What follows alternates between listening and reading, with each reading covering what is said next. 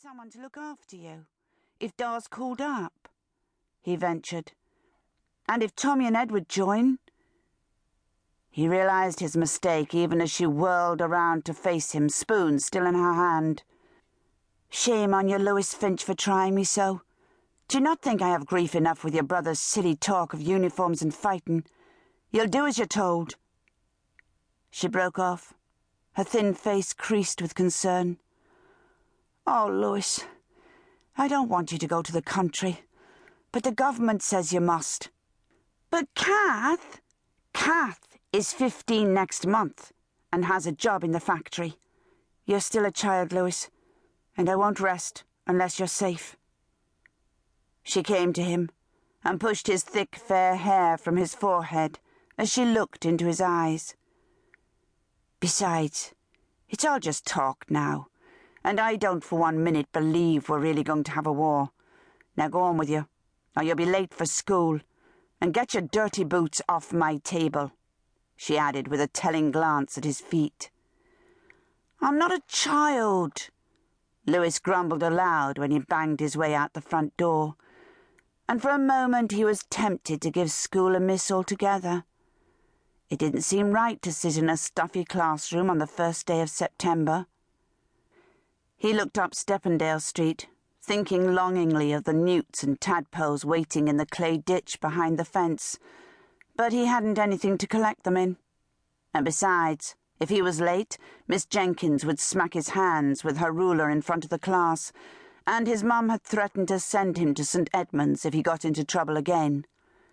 With a sigh, he stuck his hands in his pockets and trudged off to school.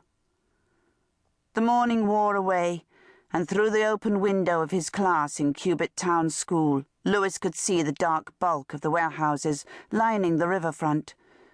Beyond the warehouses lay the great ships with their exotic cargoes: sugar from the West Indies, bananas from Cuba, Australian wool, tea from Ceylon. Miss Jenkins's geography lecture faded. What did she know about the world, Lewis thought, as she droned on about taxes and levies and acts. Now at the Penang, she could tell you about far-off places. She could tell you about things that really mattered. One of the few masted ships that still came up the Thames, she lay in Britannia Dry Dock for refitting, and just the smell of her made Lewis shiver. After school he'd... The creak of the classroom door brought Lewis back with a blink. Mr. Bales, the headmaster, stood just inside the door, and the expression on his long, narrow face was so odd that Lewis felt his heart jerk. From the corridor rose a dull roar of sound, the chattering of children in other rooms. "Miss Jenkins! Children!" Mr. Bales cleared his throat. "You must all be very brave. We've just had an announcement on the wireless. War is imminent. The government has given orders to evacuate. You're all to go home and report back here with your bundles in 1 hour." He turned away, but with his hand on the door turned back to them and shook his finger. "You must have your name tags and gas masks, don't forget, and no more than an hour." The door closed after him. For a moment the room held its breath. Then a shout came from Ned Norris in the back row. "A holiday! We've got a holiday!"